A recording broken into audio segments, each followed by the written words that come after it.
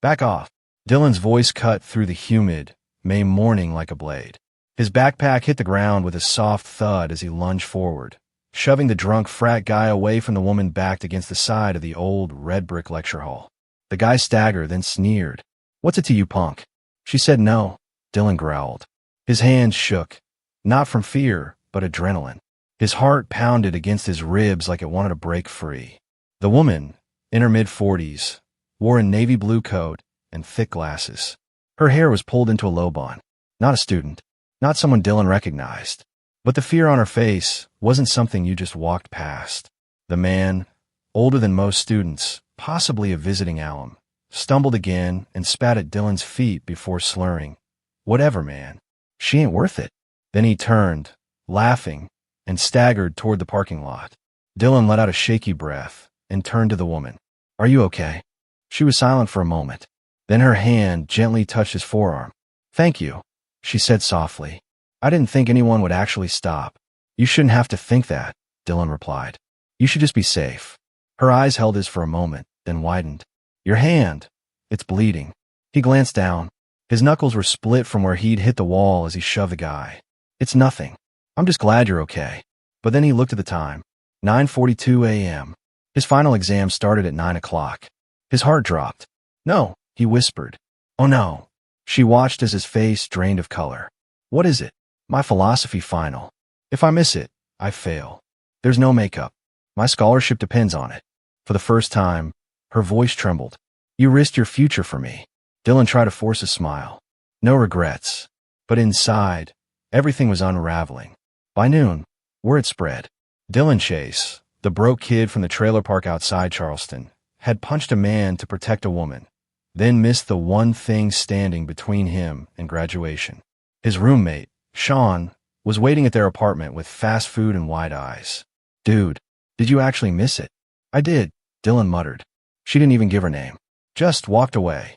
Sean looked torn between pride and panic. "Man, that's noble. But Dr. Ellsworth doesn't bend. You know that. One missed final, and you're toast." Dylan rubbed his eyes. "Yeah." And he wasn't wrong. That night, the email came. "Due to non-attendance and no prior notification, you have received a grade of F for the course." Just like that, his dreams of law school, of escaping the paycheck-to-paycheck hell he'd grown up in, evaporated. The next morning, Dylan headed to campus anyway, to try and plead his case. Maybe someone, anyone, would listen. But as he approached the administration building, he stopped short. A crowd had gathered. Reporters, students, faculty, everyone staring up at the steps where a woman now stood with a microphone in her hand. The same woman he'd helped. Except this time, she wasn't in a coat and glasses. She wore a tailored white suit, and her hair fell around her shoulders in soft waves. Beside her was a large banner, introducing Dr. Eloise Harland, the new college dean. Dylan's breath caught. The woman he'd helped. The dean? And as her eyes scanned the crowd, they found his. She smiled. A slow, deliberate smile. "Before we discuss my goals," she said to the microphone, "I want to share a story. Yesterday, on this very campus, I was harassed, and not one person helped me. Not one, except for a student named Dylan Chase." There was a murmur from the crowd. He didn't know who I was. He only knew what was right. He risked everything to protect a stranger. He missed his final exam, one that determined his scholarship. He stood alone. She paused. "That ends today." From her coat pocket, she pulled out a crisp envelope and held it up. "This is a full ride grant, personally funded, and it belongs to Dylan Chase." Gasps. Cameras clicked. Students turned. Dylan stood frozen. She motioned him forward. "Dylan, please come up." He walked like his legs weren't working. His hand shook. As he reached her, she took his wrist gently, like before, but now with hundreds of eyes watching. "This," she said, "is the kind of man I want representing this college." He tried to speak, but emotion caught in his throat. He'd been prepared for another blow. "Nah, this. I don't deserve this," he whispered. Her voice dropped. "Kindness deserves everything." The crowd erupted in applause, but Dylan barely heard it. His ears rang with disbelief. He had nothing. He gave what little he had, and somehow, that had changed everything. Dylan sat at the edge of the raised platform, still gripping the envelope. The applause was fading, but inside, Everything was louder. His pulse, his disbelief, the tidal wave of emotions he didn't know how to hold back anymore. Dr. Eloise Harlan leaned toward him and whispered, "You changed the atmosphere of this school more in one act than the board has in 5 years." He looked up at her. "I didn't do it for this." She nodded. "That's exactly why you deserve it." But not everyone clapped. Not everyone smiled.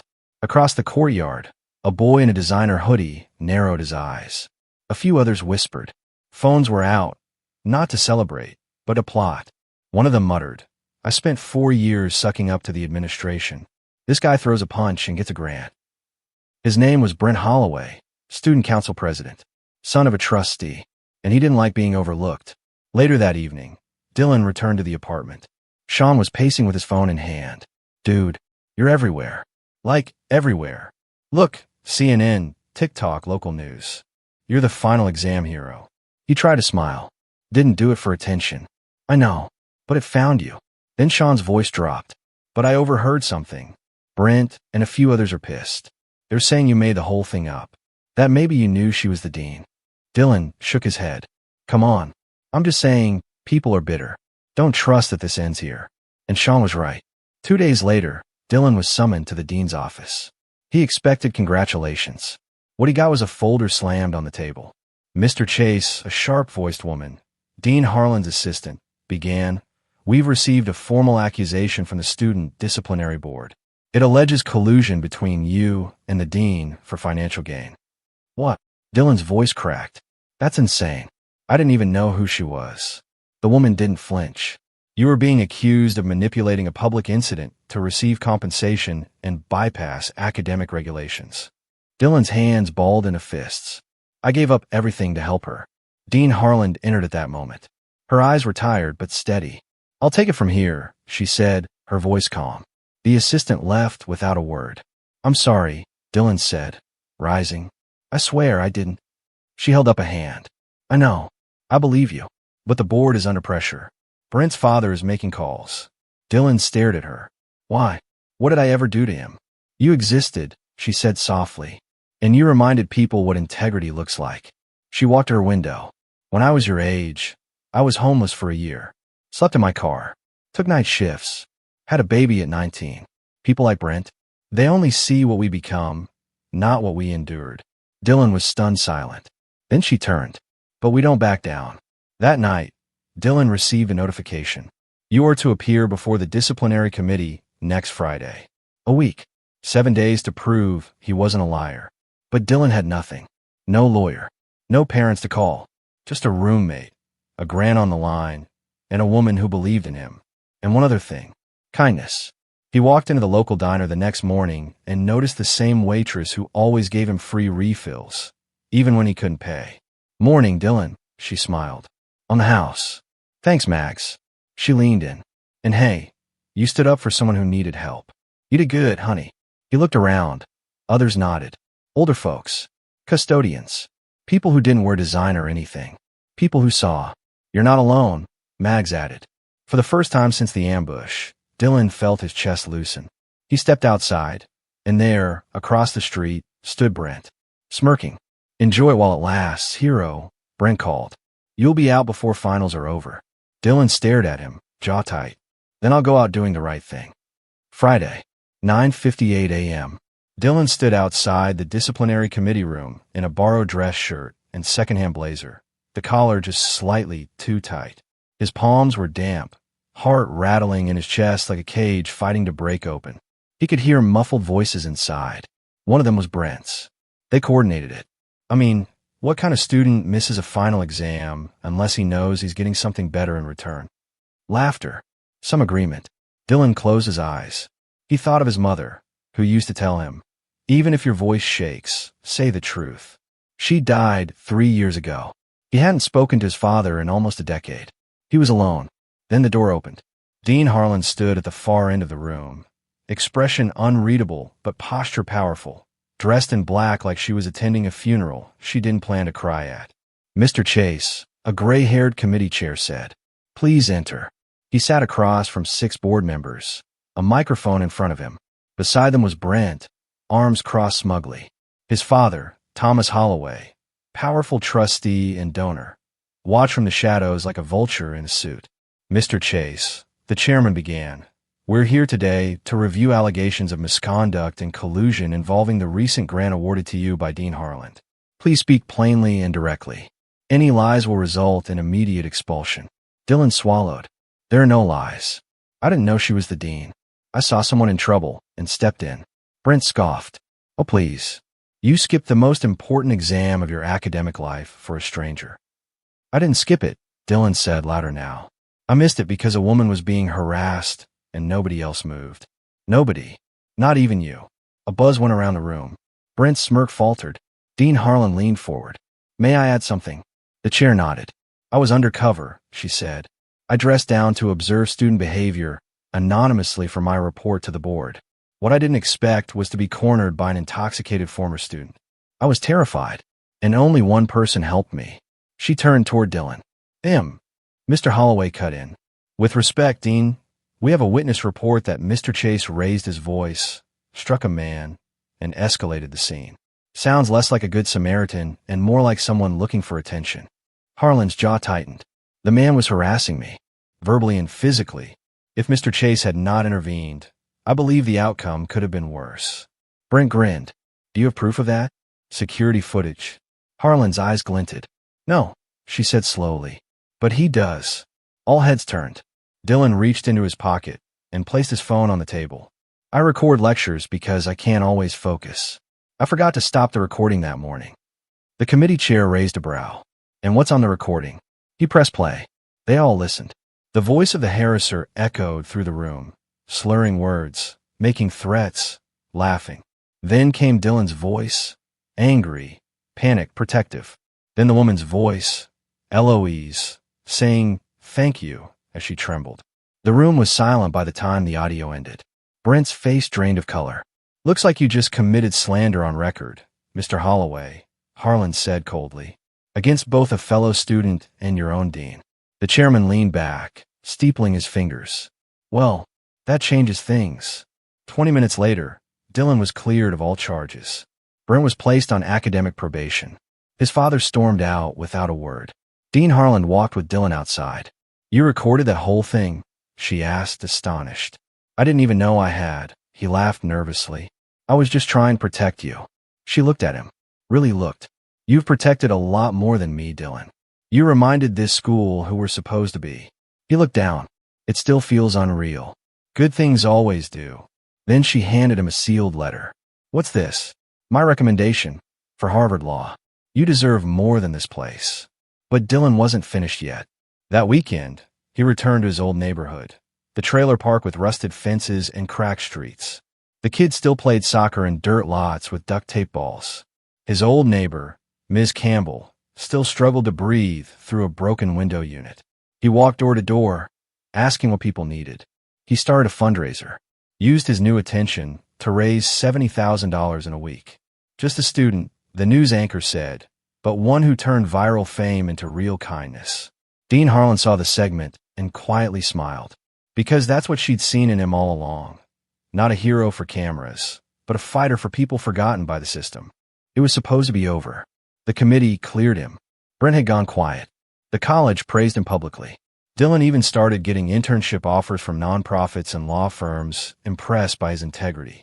But good things, in his life, never came without a shadow. The shadow arrived Monday morning, wearing a smug grin and a too-tight tie. Travis Kinney, his old middle school tormentor.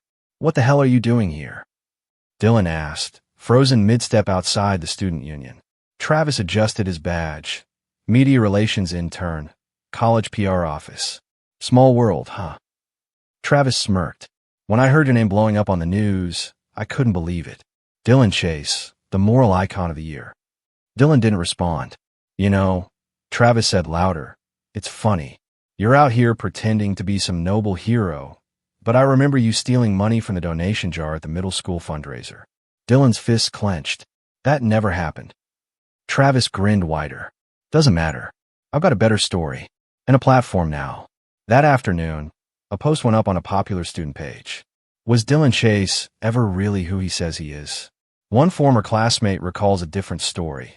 One of theft, deception, and a pattern of manipulation going back years. Attached, an old, grainy photo from a school fundraiser. Dylan, age 13, reaching over a table. It was meaningless, but the caption crafted a lie, and the internet didn't care about truth. Just tension.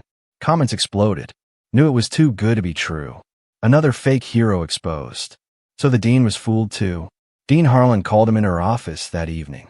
Her face looked 10 years older in a single day. "I don't believe it," she said quietly. "I didn't do it," Dylan replied, voice raw. "I swear. I know. But the grant committee doesn't care what I know. They've been called to an emergency vote." Holloway's back in their ears. Dylan stood up. "Then I'll speak for myself." She hesitated. "If you go in there, and they believe this lie, they'll revoke your grant and expel you. I'd rather lose everything again than let someone lie like this." Thursday. The grant committee. It wasn't a courtroom, but it felt like one. Long table, long faces, and Dylan alone on one end. Travis sat in the back, arms crossed, watching. "I never stole that money," Dylan began, eyes locking with every board member. "But I did take the blame." They blinked. "I covered for someone else. A kid named Robbie. He was homeless, living behind the gym. I knew if they caught him, he'd be gone. So I said I did it. And I've lived with that rumor ever since." A murmur spread. "I could have lied today.